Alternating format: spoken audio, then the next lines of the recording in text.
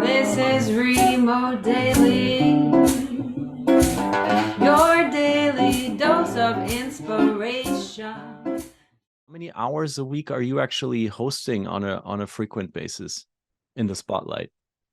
Yeah, it varies, of course, week to week. But like for example, 2 weeks ago, we went live like three times for hours, and then sometimes I'll do only once a week. But for our Menti listen shows, our all hands company meetings that are live, we decided to do them bi-weekly. We used to do them every Oh, week, wow. but now we do them bi-weekly. We can actually take a look into these because this is so impressive. The Menti Listen Yeah, Show. yeah. What is going on here? Thousands of people from all around the world are watching, and the team is in the room. What's going on with you? What do you have to do in that moment? So right here, this is a great shot, by the way. Right here, I am backstage. I'm as calm as can ever be. That something happened right before the show. I usually get a little nervous, but before this show, we were going live on LinkedIn, 2,000 people. We had about 200 in the room there that you can see. I was like completely calm, and I'm behind those curtains right there. And what we can see here on the screen is basic. Oh yeah, there I'm out. Exactly. That was the introduction. And what you saw earlier, the map there, that was just our like lobby question. The same way you asked earlier, like where are you joining in from? We did the same, but with a world map. Actually, can you go back a little bit, Felix? I just want to show you because like the whole globe is covered here.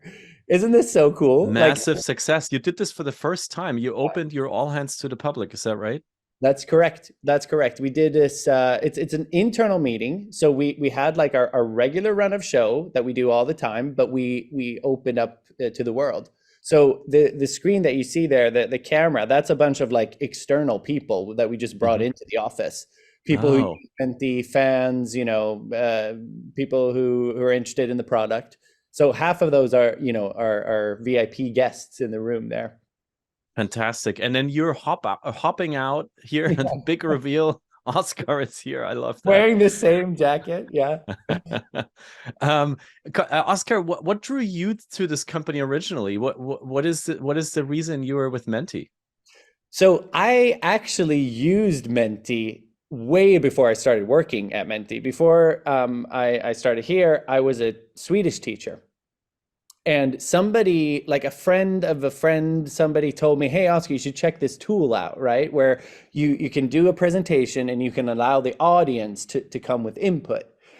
And I said, okay, I mean, I do presentations all the time, like as a teacher, I'm teaching Swedish, I'm talking about verbs and adjectives and all of that.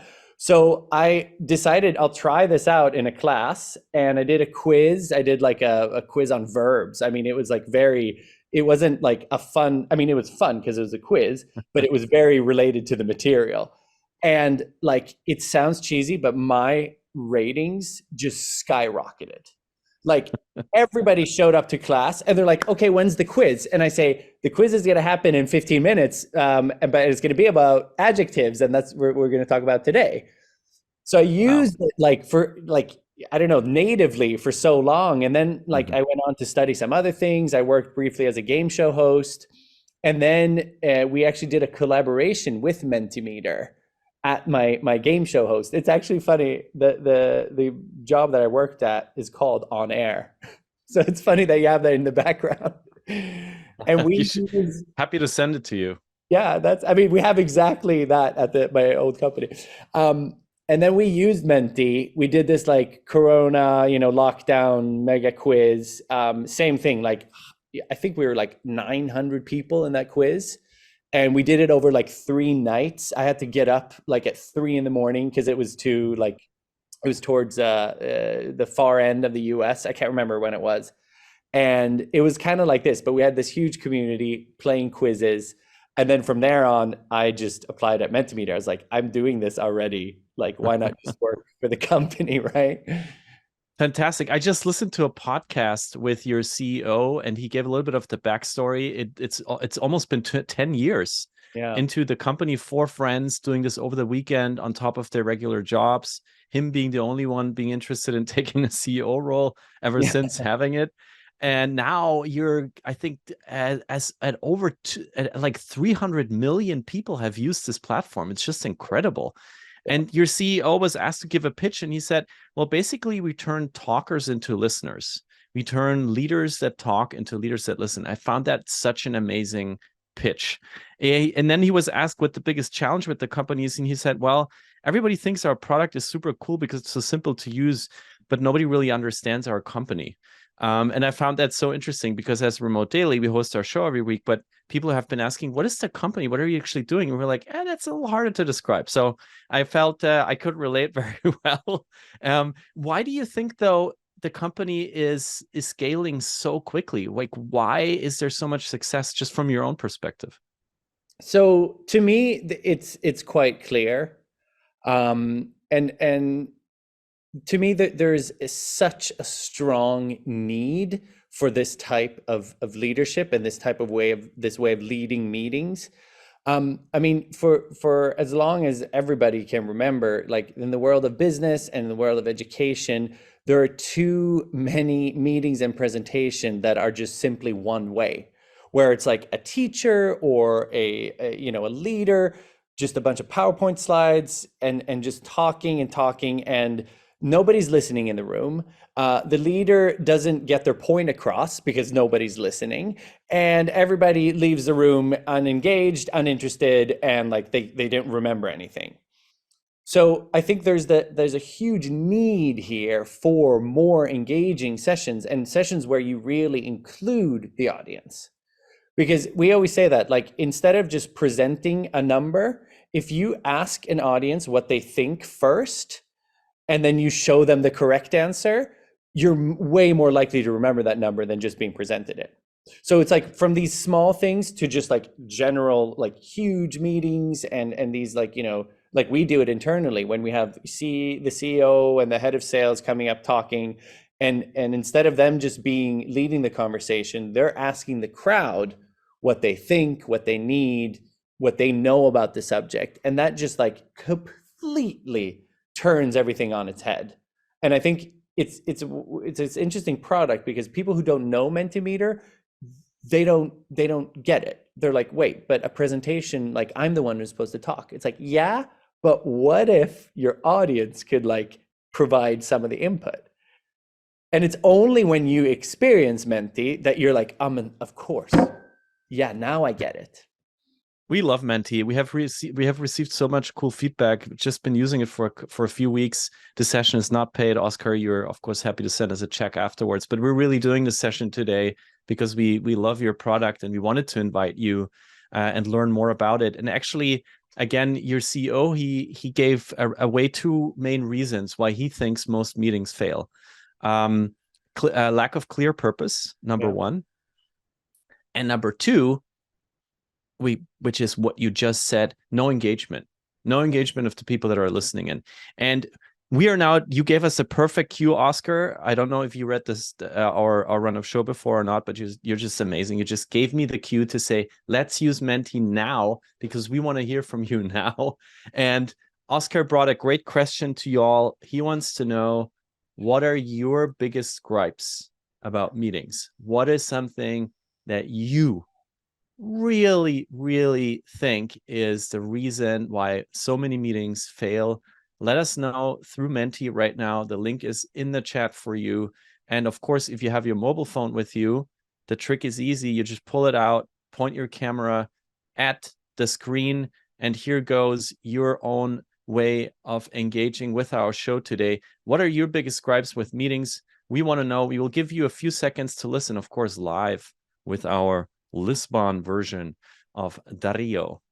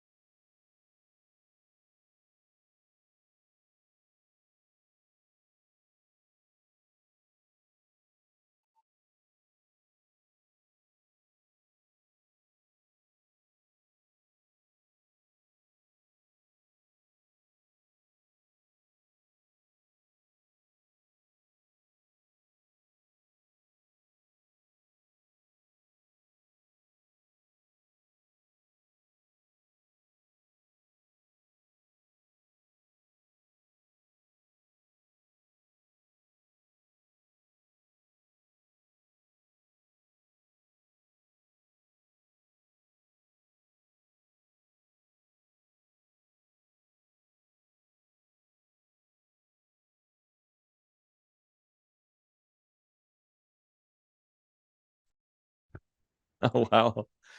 And Leon Ontario, thank you so very much. And the music or the emotions, I don't know what triggered so many different responses here, but it's just amazing. Thank you. Just within seconds, you can see how many of us are struggling with meetings. Why is this meeting not an email? Does it really need to happen at all? Why are we wasting time? Why is there so many? Why is there no agenda, or an agenda that's like way too full? Why am I in the room? I think other people need to be in the room. Why is always this one person talking? So there is, and of course the classic, and I guess one of the most difficult ones on the bottom left corner, accountability on next steps and needs of who, what does what. So many great responses here. And Oscar, I wanted to ask you, when you read through all this, hear through all this, what stands out to you? Muted, classic. I recognize a lot, of course. I mean, this is like literally what we talk about all the time. And we actually have a saying at Menti that is no agenda, no attenda. So if somebody invites you to a meet, no, this is a thing. Like ask somebody at the Astra, my colleague, she's nodding her head here. Yeah, thumbs up. If you get an invite to a meeting, like Felix, I invite you to a meeting and I say, oh, sync on, yeah, exactly. Sync on the remote daily. If there's no agenda attached, I can't remember if you're allowed to say no, or you should decline it. We're super strict on that. Like, meetings have to have a clear stated purpose before it begins. So no agenda. You're also muted now, I think. Yes, I love it. I did that just for you. So within the invite, the agenda needs to be delivered. There's no like extra communication. If you don't receive an invite that has an agenda written into it, no attenda. No attenda. No attenda. And like, I remember when I started working, we sent out a Menti Listen show invite that didn't have it. And like hundreds of people wrote me in Slack. They're like, hey, where's the agenda for the show? Like, I'm not going to come. And like, we see it, and people were writing it as like a funny thing. They knew I had forgotten it, but it's so deeply entrenched in the company that we want to make it relevant. And so no agenda, no attenda. I love that so much. And Deb as well is giving you love here in the chat. I think everybody who has been in corporate structures, oh my God, has probably hoped, wished, or maybe dreamed of something like this without it ever happen. And I think the other grievance, though, when we talk about agenda, is, and this came up twice in our responses here from the community, too many items on the agenda. Do you have any life hacks for that? I think this is like, that's the second worst thing with the meetings, is when there's too much on the agenda. And there's this false idea that the more information you can provide, the better the meeting.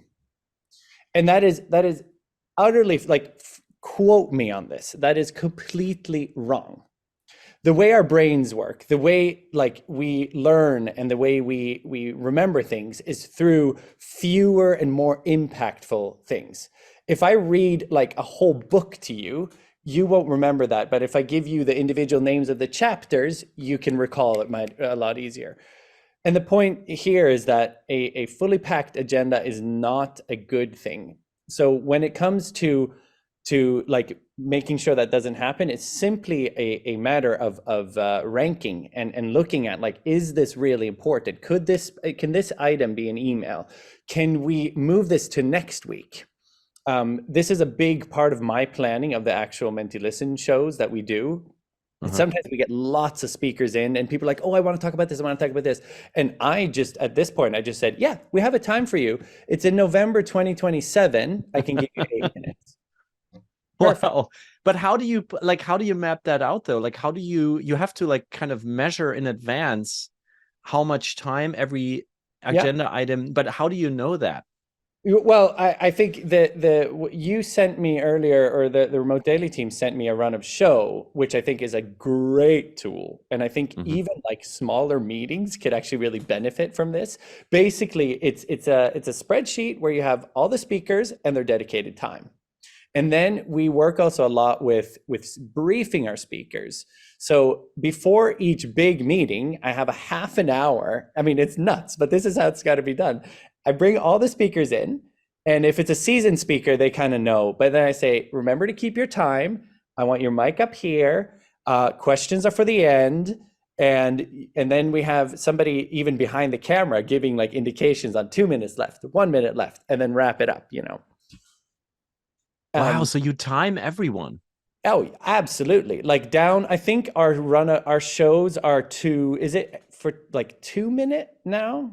Like we used to have 5 minutes as like the give or take, but I think we're down to to 2 or 1 minute. So like if a speaker goes over 1 minute, it's like red flagged, and then 2 minutes, like I mean, we'd have to cut somebody off at some point, right? Yeah. Like I had to step in and just say like, thank you very much. The time is up now for the speaker. And that's my job. That's my whole job, Felix. I need to make sure that we keep the time, we keep it relevant, and that the speakers respect the time of everybody. And if you can say it in 15 minutes, I would dare you to say it in 10 and make it even more impactful. Now, of course, and Rashad just pointed this out in the I don't chat. see the chat. Can you read it for me? No worries. Yeah, I'll read it for you. I think this is a really interesting one because Rashad, who has been working with a lot of international corporates, says, I can't just decline a meeting if it comes top down. I can't just say a no attender if my VP that is like maybe 3 levels higher and another territory sends me an invite. So do you have any advice for people who are in larger organizations than Menti on how to deal with the no agenda, no attender issue? 100%. And just to be clear, like this no agenda, no attenda is like deeply entrenched in the culture. So I never get invites from people up in the organization without agendas. Now, if you don't have this, I do recommend, and I don't think this is outside of standard business practice, but writing to the person saying, "Hey, I saw the sync on Tuesday, you know, at 8 o'clock, whatever. Just checking in what we're going to discuss there. So, and it'd be great if you could let me know so I can prepare and make it worth our time." I think that is, if I were to get that, if I'm a leader and then I get that, that's great. Because then I get the chance to say, yes, Felix, thank you for writing. I actually wanted to discuss the budget proposals for next year. Here's the spreadsheet of our ideas. See you on Tuesday. That's your agenda. Boom. So what I'm trying to paraphrase, when you are in that situation and you're working in a large organization that does not have what you have, you can still sort of back channel and say, okay, so here are my suggestions for what we could talk about. Here's how I would maybe time it, and sort of try to sort of work your way into this way. Was that what you were saying, or did I Not quite. misunderstand? I would keep the question open. So like if let's say you're your high level boss and you send me an invite and there's no agenda to it. And sometimes you can get an idea of, if you just write meeting, that's very hard for me. But if you write like sync on budget, I might have indications on what that is. But then I think it's fair in a polite way for me to then ask you and say, hey, thank you for the invite. I saw that. Could you provide me with an agenda of what we're going to talk about so I can prepare for the meeting?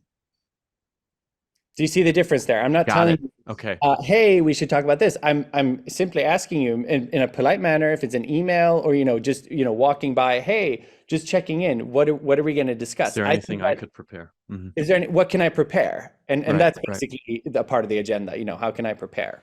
Because I think that I would value an employee asking me that. So then it's worth both of our time. And if it's a super C-level high up, who's super busy, then yes, maybe that's going to be tricky. But I think you can always reach out and just say, hey, just curious about what we were going to discuss.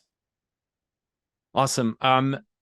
Oscar, you're going to walk us through a few things that Menti is working on right now. A few new features, which I think are very exciting. They have to do with AI, with funneling questions, with just things that are still in the works.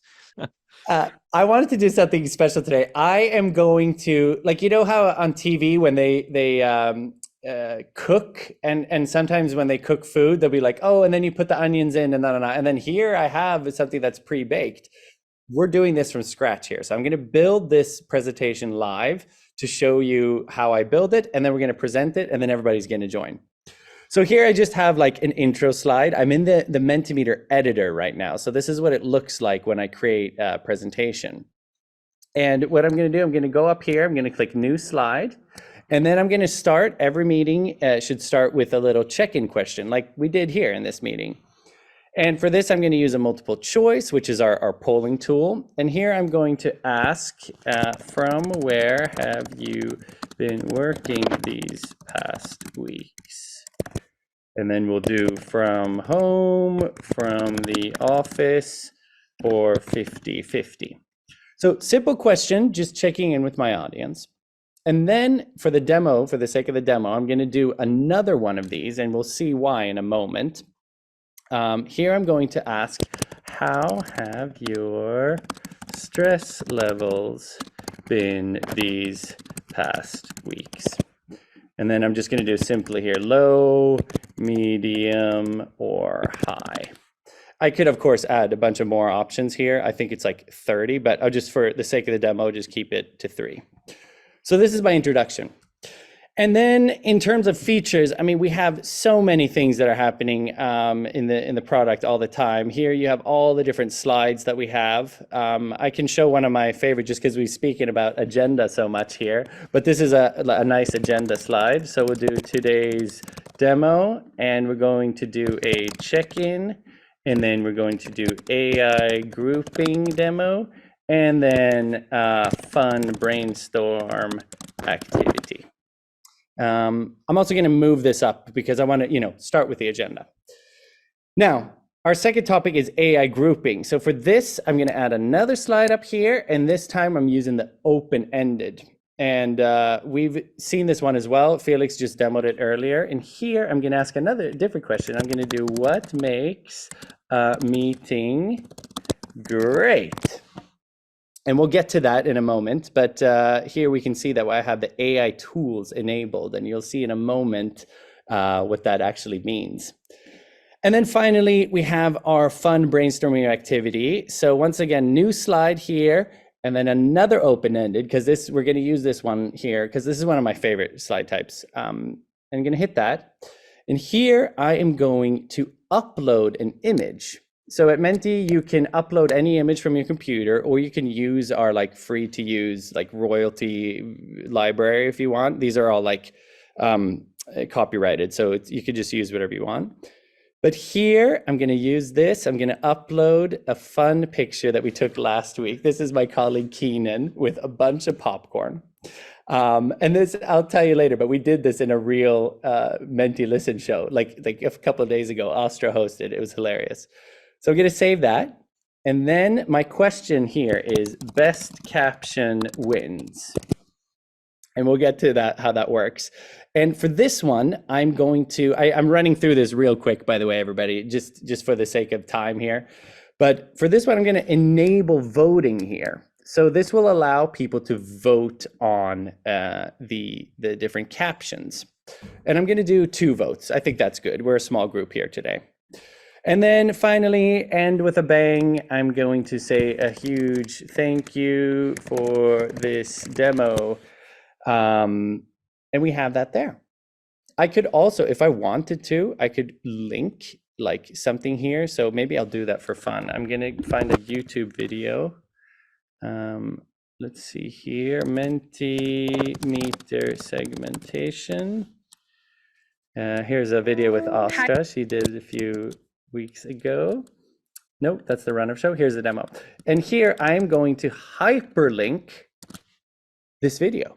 So in the demo, you'll see this. You'll be able to click on this. You'll be able to click and watch this video. So that was that. I don't know how, that was probably like 4 or 5 minutes. And I have now created 7 slides in Menti. I'm ready to go. If I wanted to, I could upload like PowerPoint presentations to Menti straight away if I wanted to. I don't use PowerPoint, so I'm not going to do this here. But if you have PowerPoint, you can just upload it and then you have your slides here. So checking that everything is good. If I want, I can change the theme. Once again, running through this real quick here. Mellow yellow. Actually, I kind of like the blue. I like the blue. So I'm going to then go back and I'm going to hit present up here and I'm ready to do my demo. As we know, we have our our agenda, which is the check-in, which is the AI grouping and a fun brainstorming activity. So I'm done with that agenda. Sounds good. I can hear another little tip that I like to use. I can then ask my audience and I can say, have you read the agenda before the meeting? And then I'm just going to add a thumbs up or a thumbs down. And then I'll say, if you read the agenda, give me a thumbs up. If you haven't, thumbs down. Oh my God, nobody read my invite. 4 thumbs. Classic. Nobody's, I mean, I put it in the invite. That's the whole thing. Amazing. So that's a nice little, these are just like Zoom react, like thumbs up, thumbs down, but I like to use that as like an extra layer. Like give me a thumbs up if you know it or not. So question number 1, and this is a real question. I want you to answer honestly here. From where have you been working? Is it from home, from the office, or 50-50? Okay, oh, nice. Wow, it's like a straight split. Interesting. Okay, a bit more hybrid. I can, a little pro tip, I can just click on the bars and then I get percentages as well. That's nice. If you have a lot of people, 2, 3, 2, 2, or 38. Nice. Okay, so either you've been working from home or home in the office. Office seems to be on the decline. Interesting. From the beach. I love that one. I put that in the 50-50. We'll call that a 50-50. So that's my first question. And now we're going to the second one, where I'm checking in on people's stress levels. Let me see. Okay, low, medium, high, another. Oh, yeah. People, it's been some rough weeks. I get this. Wow. Thank you for, and another just meta thing here. Menti is completely anonymous. So no matter who you are, what you've answered here, like I don't know who answered what, but I just can read the room and see that like it's been rough these past weeks. Percentages, 56% have had high stress. Now, a little feature, and this isn't a new feature, but this is heavily underused. I'm going to just click over here and then click on segmentation. And now I can segment the answers. So I asked, I'm getting some, wow, this is super cool. And this has been out for a long time. Yes, fire indeed. Fire. But this allows me to do a deeper analysis because then I can see here, okay, people who have been working from home, they have high levels of stress. I guess maybe, it's a small sample size, of course, but you're at home, you can do everything at once. So that might be stressful. While the office people, they seem to be a bit more chill. Maybe you could just, go to the coffee machine. I don't know. Super cool. Which actually is proven by even scientific numbers by now, right? That people usually work more at home than they do at the office. So really interesting how in our small sample sizes, you say this even resonates. And I loved how you just pulled up this correlation here. That's really cool. Super easy. And like, this is like, you saw how easy it was. It's literally just a click away. You don't need to even set this up. All I did is I have two multiple choice questions and you can ask anything here. I could do, what department are you in and how many agendas have you missed this week or whatever. We did a huge one for our whole company where we asked like seniority level and meeting pet peeve. And it shows that like, what was it? Like older people at Menti hate when, I can't remember, but there's a bunch of fun like things that you can get from that. What is sort of the Gen Z millennial vibe you read out of having so many users on Menti now? Any maybe data driven insights that you can share with us on the generational gap in the workplace? Yeah, we just released a big report called the State of Meetings report. Yes, this is awesome. And what I can't remember exactly, but I think that what we saw from that, and it was a huge survey that we did in the US, is that Gen Z, younger people have obviously, and I think because of their seniority level as well, they have a really tough time like speaking up in meetings, and they prefer to write and to yeah, they prefer writing over talking, and they prefer emails rather than in-person stuff. So I think Menti fills a lot of that gap too, where like you feel a bit afraid to tell anyone that you're stressed, but you can put it in the Menti, and then your manager knows, oh, okay. We usually try to dig up resources in real time when they're being mentioned. Is there any link you can give us, any hint to get this meeting report? It sounds fascinating. Maybe I spoke too soon. I don't know if it's officially out yet. I have read it internally, but perhaps I could, Felix, as soon as I get it, I'll send it to you, and you can look and share with the community here.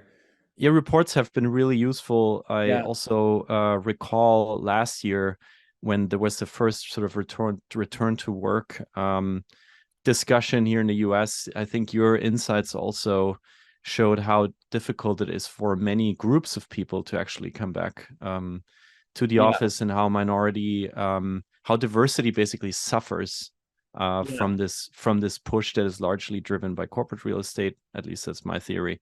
And I am so intrigued by you putting up this new report now. So I hope we can share that in our newsletter next week. Everybody who signed up for today's session will receive this newsletter. What do you think is going to be the biggest challenge in the future of work? I mean, slightly larger question now for you, Oscar, but I know you think about that a lot. What do you think is really coming our way that we might not be prepared for yet when it comes to just the way we work in the workplace?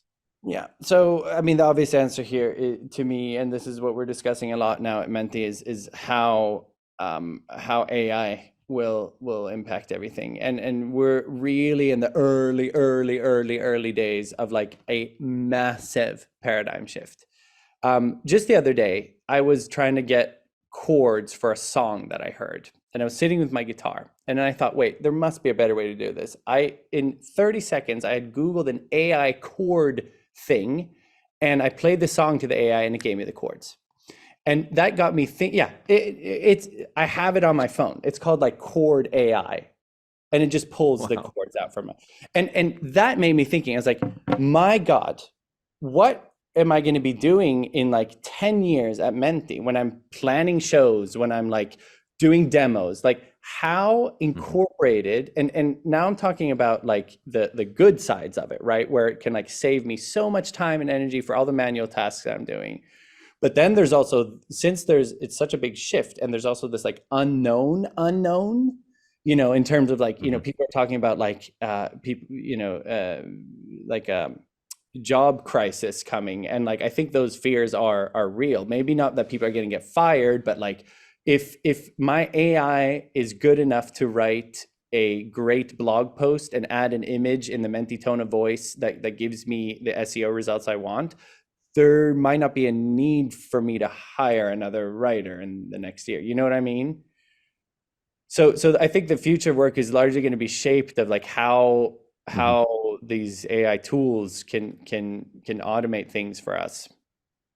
Oscar Svernlöv, our amazing guest on Remote Daily today. Oscar, we learned so much from you, from no agenda, no attenda, to how listening and correlating listening data visually changes meetings around entirely. It brings gamification into it. It goes all the way from you being a teacher to now presenting a global company with hundreds or even thousands of attendees on stage. It's so amazing what you shared with us here. Any AI feature that is still super secret, and just because you love Remote Daily so much, you're going to share right now from Menti that's coming up? Yes, it's happening right now. I realized I didn't check the time. I'm sorry about that, everybody. If we get enough answers here, I'm going to show you a new feature that's coming out on Wednesday. So this is very much pre pre-launch here. Okay, good. Yeah, agendas, like, fair enough. Mentimeter is used. Listening, yeah, for sure. Just a few more responses and you'll see a thing that gets unlocked. Great leaders. So what happened now? We see this little thing here that says press space to group responses. And here we have incorporated AI to help me as a presenter get an overview of the room. Here I have a bunch of like great leaders, fun, people with camera open, but when I hit space, it'll sort these and give me groups. Oh, wow. Amazing. We're only wow, this is the future. Here. This is the future. We're only 6 people here, but if, let's say we were 600 in the room, I would still be able to gauge the answers. Mm-hmm. So super nice. Amazing. Yeah. Thank you, Oscar Svernlöv, our guest today. This is from the Remote Daily community to you. This is virtual glitter. I hope you can feel it from all around the world, the United States, Europe, and Canada, and even the Irish, Estonia, everywhere. Thank you, Oscar. You've been an amazing guest. Before you go, and before we give everyone the last song of the hour, Oscar, you play dodgeball for fun. What is dodgeball? Dodgeball is a fast-growing and fast-paced sport that I love to play. I think everybody's played some form of it in school, but I play and coach the Swedish national team. So on Monday, I'm heading to Croatia to coach the Swedish women's team in the European Championships 2023. Wow. There seem to be people here in the community who know it well, much better than me. So I'm glad we cleared that up for myself. We have learned so much from you, Oscar. Have a great tournament and a great trip. Bye-bye, everyone. This is free.